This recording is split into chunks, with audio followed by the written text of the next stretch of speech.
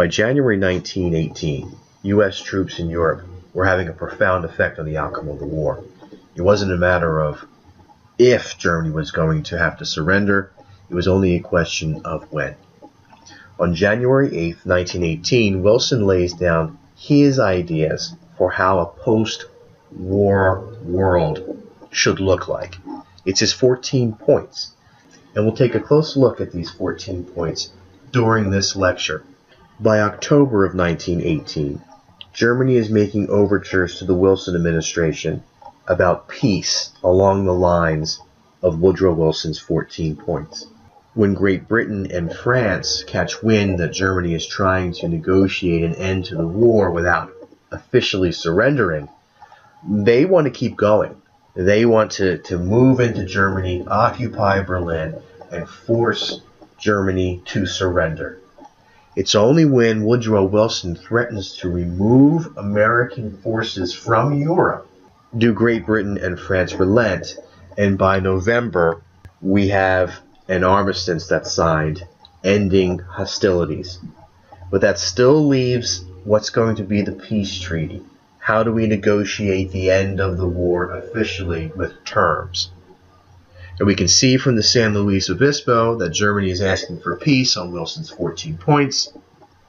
And now we can take a look at what these 14 points are. Well, Wilson is calling for open treaties, openly arrived at. This whole alliance system is one of the major causes for the First World War to begin with, and Wilson wants to try and end this mechanism. Freedom of the seas. Now, this speaks very much to the point that the United States and its shipping was being curtailed by German submarines, and also with confiscation of cargo and ships by the British Empire. Reduction and elimination of trade barriers, arms reduction, impartial adjustment of all colonial claims. And then the following 8 points are going to be dealing with immediate political and territorial problems within Europe itself.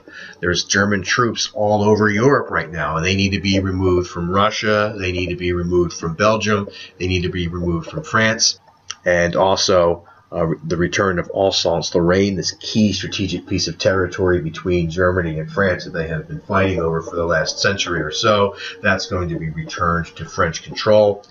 There's going to be how to readjust the Italian boundary along recognizable lines of nationality, limited self-government for the people of Austria and Hungary. Ultimately, they're going to have a chance to decide through self-determination whether they want to be their own separate country of Austria and a separate country of Hungary, or stay together as an empire.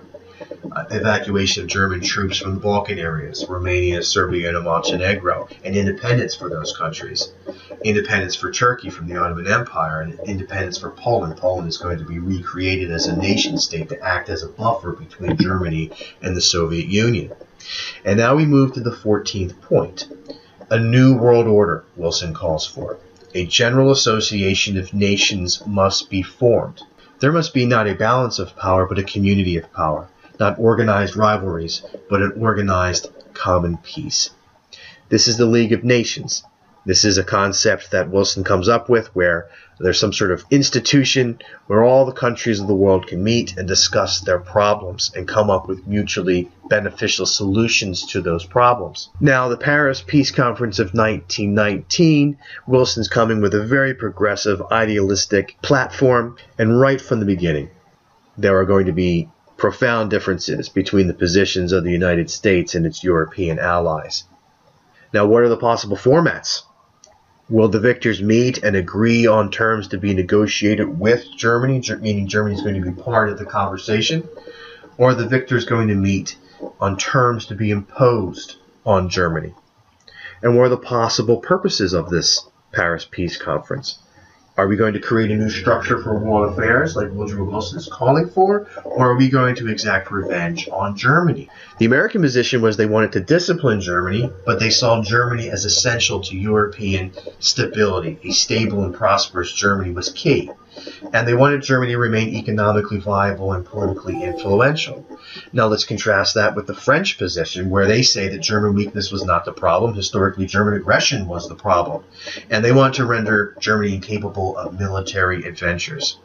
They argued that the war had been fought on French territory and that they had been humiliated in the Franco-Prussian War, where they had lost some key territory, which was now going to be returned to them. And so ultimately the Versailles Treaty is a combination of these positions. But the French and the British won out for the most part on Wilson. They placed severe sanctions on Germany. Germany had to accept sole responsibility for the war in a clause called the War Guilt Clause. Germany had to pay reparations, the entire cost of the war, 33 to 55 billion approximately. And that's going to be a payment schedule with interest that runs until 1987. And the Versailles Treaty is going to call essentially for the complete disarmament of Germany.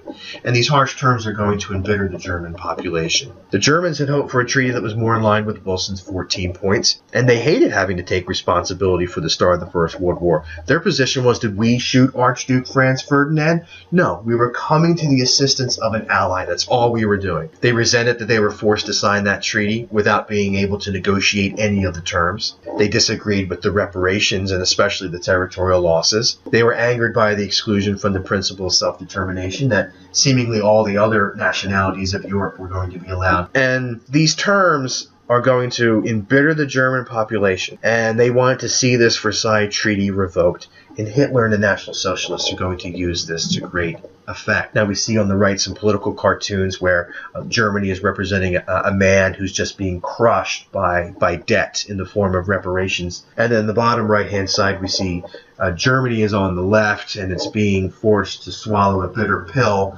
called peace terms. And America's allies, Woodrow Wilson is going to be the furthest individual on the right-hand side, are holding the spoon that they're going to force down Germany's throat at the Treaty of Versailles. And then here is a apropos political cartoon showing the thought processes of the German people in regards to the Treaty of Versailles.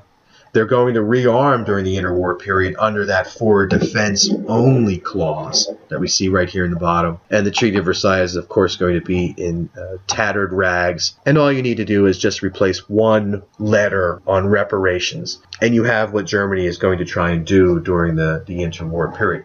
So what's going to happen with the Versailles Treaty and a battle over its ratification in the United States? Now, Wilson can certainly negotiate a treaty, but it is not under the purview of the executive branch to approve treaties. That is a right preserved to the Senate. And we can tell from this political cartoon on the right that perhaps something is askance with the Senate in this Versailles Treaty. Now we have an image of a senator recoiling in horror from this white dove with an olive branch in its beak perched upon their bed, the League of Nations written underneath it. See that horrible vulture, take it away, take it away. So what is it that's so problematic about the League of Nations for senators in the United States? We see the Senate's going to be split into four camps. Wilsonians, we can naturally infer that these are Democrats. They're going to support Woodrow Wilson and his platform. And then we have mild reservationists, severe reservationists, and irreconcilables. So 3 out of the 4 groups that the Senate is breaking into have some concerns with Wilson's treaty. Why? Well, the chief concern is the 14th of the 14 points, especially Article 10. Quote, the members of the League undertake to respect and preserve as against external aggression the territorial integrity and existing political independence of all members of the League. In case of any such aggression or in case of any threat or danger of such aggression, the Council shall advise upon the means by which this obligation shall be fulfilled. So there's going to be some sort of council within the League of Nations that is going to come up with the strategy that members of the League of Nations will have to abide by should a member of the League be attacked or its political independence somehow be in jeopardy. So what's so problematic in regards to that for U.S. senators? Well, it looks like the Council could commit the United States to military action. That was one of the main questions that the senators wanted to iron out. Did it or did it not? If Article 10 meant what it said, it was going to violate certain mechanisms within the United States Constitution. It seemed like it was going to commit the United States to something no president would be able to implement. And did Article 10 restrict United States sovereignty? Many of the issues with Article 10 are speaking to the traditional powers of the legislature legislative branch in our system of government. It's the legislative branch that declares war, and it's the Senate that then negotiates peace terms. And this League of Nations that Woodrow Wilson had conceived seemed like it was going to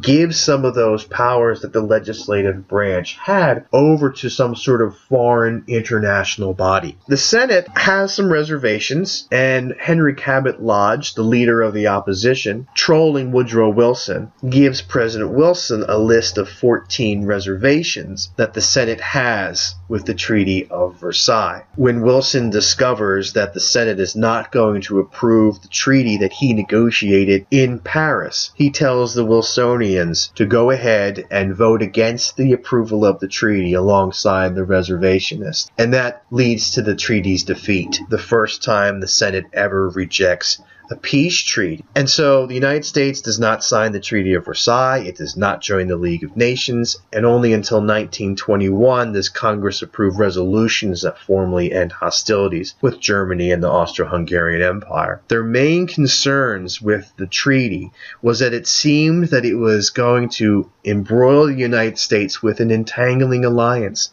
that George Washington had argued against for the United States. So Woodrow Wilson, he's not finished yet. He's going to try and travel around the country and gain support for the Treaty of Versailles. He gives 30 speeches in 3 weeks. He collapses from exhaustion in Colorado and has a massive stroke and is incapacitated. And so by the time he leaves office in 1921, the U.S. still had not recognized the Treaty of Versailles, and the progressive zeal had really gone out of the country. The idealism and his idea of making the world safe for democracy, the whole progressive era started to just fall apart. Well, why was that?